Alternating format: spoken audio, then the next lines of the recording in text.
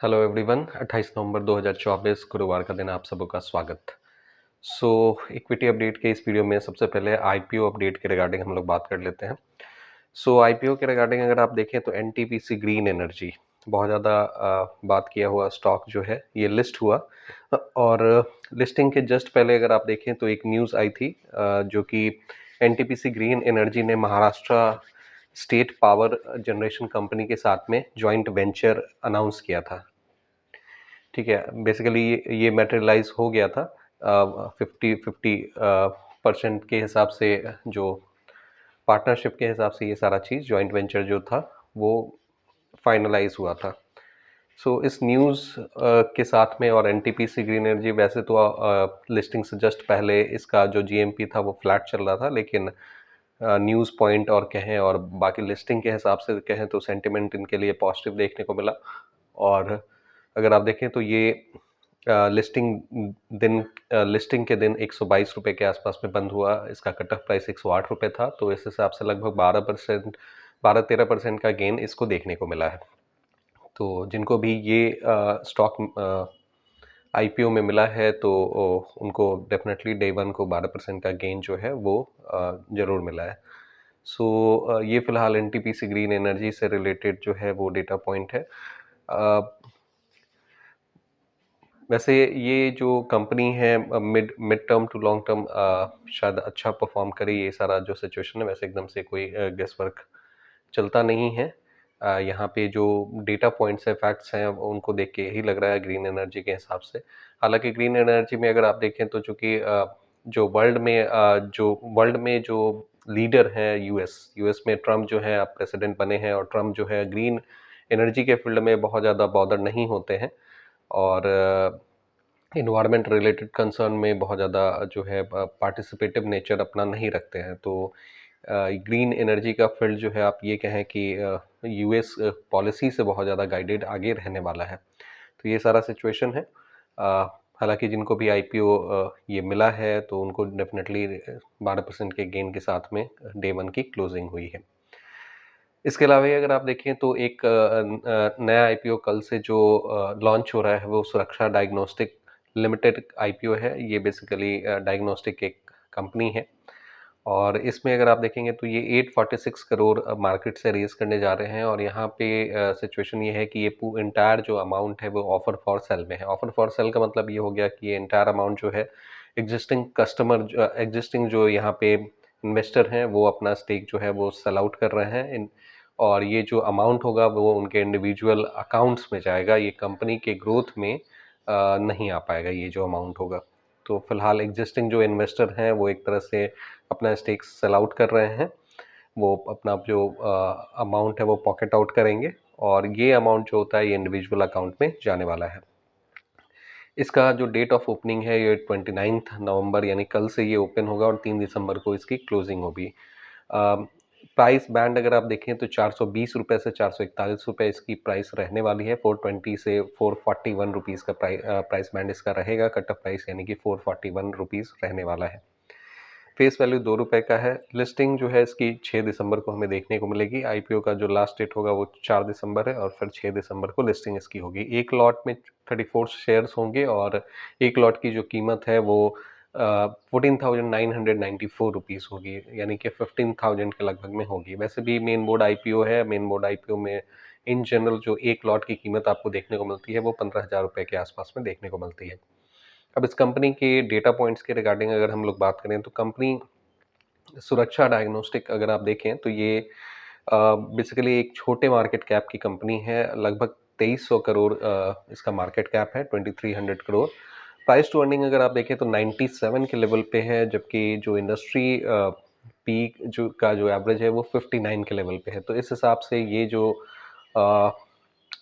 ये जो आईपीओ है या ये जो शेयर है आप ये कहें कि ये आपका ओवर वैल्यूड है। ठीक है, 97 के पी पे ये काफ़ी हायर साइड में पी इसका देखने को फिलहाल मिल रहा है इंडस्ट्री एवरेज के मुकाबले। आरओसी का लेवल जो है ये मोर देन 20% है। 23% के लगभग में इसका आरओसी है। आरओई लगभग 15% के आसपास में है। इसका जो 3 ईयर का एवरेज सेल्स ग्रोथ देखें तो 16% हमें देखने को मिल रहा है। इसके अलावा डेट टू इक्विटी 0.4 के लगभग पे है, जो कि अच्छा ही माना जाता है। यानी कि डेट जो है वो कंट्रोल में है, आप ये समझें। प्रोमोटर होल्डिंग 61% के आसपास में है। प्री इशू जो है वो अभी यही सिचुएशन है। सो डेटा पॉइंट के हिसाब से ये एक एवरेज डेटा पॉइंट मेंशन किया जाएगा। एक जो यहाँ पे नेगेटिव साइड फिलहाल जो दिख रहा है वो है इसका वैल्यूएशन 97 का पी है, जबकि एवरेज इंडस्ट्री पी अगर आप देखेंगे तो 59 के लेवल पे दिख रहा है। बाकी इसका जो ओपनिंग कल है और इसमें किस तरह की बिडिंग आ रही है, किस तरह का सब्सक्रिप्शन हो रहा है, इसके डेटा जो है हम लोग आने वाले टाइम के हिसाब से डिस्कस करते रहेंगे। और ग्रे मार्केट प्रीमियम के बारे में भी जब ये ओपन होगा इसका बिड, तो उस हिसाब से हमें देखने को मिलेगा। इसका फिलहाल GMP grey market premium reflect in general नहीं देखने को मिल रहा है, बट कल से जब ये ओपन होगा तो इसके जीएमपी और बेसिकली सब्सक्रिप्शन पे हम लोग बात कर लेंगे।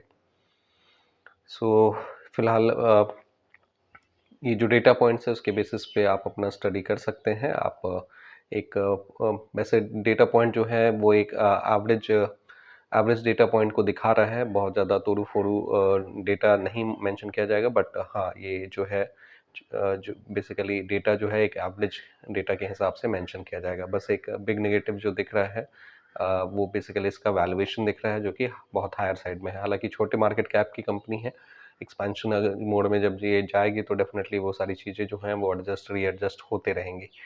तो ये सारा सिचुएशन है। इसके अलावा जो अदर न्यूज़ पॉइंट के बारे में अगर हम लोग बात करें तो कल का मार्केट अगर ओवरऑल आप देखें तो एशियन मार्केट जो था वो पॉजिटिव सेंटिमेंट में रहा। इवन इंडिया का जो मार्केट रहा वो ज़्यादातर इंडेक्स जो है वो पॉजिटिव टेरिटरी में जाके क्लोज हुए हैं। यूरोपियन मार्केट जो है, हालांकि यूएस मार्केट का कल की क्लोजिंग अगर आप देखें तो वो नेगेटिव साइड में क्लोज हुआ है। यूरोपियन मार्केट भी जो है वो मिक्स्ड बेसिकली परफॉर्मेंस दिखाए हैं। गिफ्ट निफ्टी के आज के जो इंडिकेशंस हमें देखने को मिल रहे हैं वो फ्लैट विद पॉजिटिव बायस देखने को मिल रहा है। इनफैक्ट डाउ जोन्स फ्यूचर भी फिलहाल जो है वो फ्लैट विद पॉजिटिव बायस हमें देखने को मिल रहा है। हालांकि एशियन मार्केट से जो सेंटिमेंट्स हमें देखने को मिल रहे हैं वो मिक्स्ड सेंटिमेंट्स हैं। सो आप ये कह सकते हैं कि फ़िलहाल ये जो टाइम है आज का मार्केट अगेन जो है वो कंसोलिडेशन जोन में हमें देखने को मिल सकता है। हालांकि आज थर्सडे है तो बेसिकली वीकली एक्सपायरी के कारण से वोलेटिलिटी हमें देखने को ज़रूर मिलेगा। तो ये सारा सिचुएशन है। और एक दूसरे न्यूज़ पॉइंट के हिसाब से अगर हम लोग बात करें तो मार्केट में जो है एफआईआईज़ का मूवमेंट हमें देखने को मिल रहा है। बहुत 2 महीने के लगातार सेलिंग के बाद में अगर आप देखें तो 25 नवंबर से बाइंग मोड में एफआईआईज़ दिख रहे हैं। हालांकि कल जो है माइनर 7 करोड़ के आसपास में बाइंग एफआईआईज़ द्वारा की गई है कल के मार्केट में। 25 नवंबर को लगभग 10,000 करोड़ जो है वो एफआईआईज़ ने पंप किया मार्केट में। और इवन 26 नवंबर को अगर आप देखें तो लगभग 1150 करोड़ 1150 करोड़ के आसपास में जो है एफआईआईज़ ने बाइंग की है। तो एफआईआईज़ का भी इनफ्लो फिलहाल देखने को मिला है। 2 महीने के लगातार जो सेलिंग प्रेशर था उसके बाद में ये एक आप ये समझें कि ये सेंटिमेंट जो है इनकी तरफ से टर्न अप हुआ है, पॉजिटिव सेंटिमेंट फिलहाल देखने को मिला है। हालांकि ये किस तरह से सस्टेन कर रहा है ये चीज़ें देखने की होंगी। बहुत सारे स्टॉक्स बहुत ज़्यादा टूटे हुए हैं, उनके चार्ट्स जो हैं बहुत ज़्यादा वीक दिख रहे हैं। और टेक्निकल चार्ट्स के बेसिस पे अगर आप देखें तो स्टॉक्स जो हैं बहुत सारे अभी लॉन्ग टर्म कंसोलिडेशन में जाने वाले हैं। अभी का तो यही सिचुएशन देखने को मिल रहा है। स्पेशली लार्ज कैप्स की भी अगर स्थिति देखें तो लार्ज कैप स्टॉक्स में भी ऊपर से काफ़ी ज़्यादा करेक्शन हमें देखने को मिल रहा है और वो फिलहाल कंसोलिडेशन जोन में देखने को मिल रहे हैं। कंसोलिडेशन जोन अब ये कितने समय तक चलता है, अभी का जो मार्केट सिचुएशन है उसमें यही दिखेगा कि कुछ समय तक तो कंसोलिडेशन जोन चलेगा, फिर वहाँ से जो है हमें एक अच्छा रिवाइवल देखने को मिल सकता है। तो ये सारा फिलहाल मार्केट से रिलेटेड डेटा पॉइंट है। अगर आपको लगता है कि यहाँ से कुछ वैल्यू मिला है तो आप इस वीडियो को लाइक करें, इस चैनल को सब्सक्राइब करें। आपके अगर कुछ क्वेरीज हैं तो नीचे कमेंट बॉक्स में मेंशन करें। आप एनटीपीसी ग्रीन में आपका पार्टिसिपेशन रहा या नहीं, आप ये भी मेंशन कर सकते हैं। Thank you very much for your participation.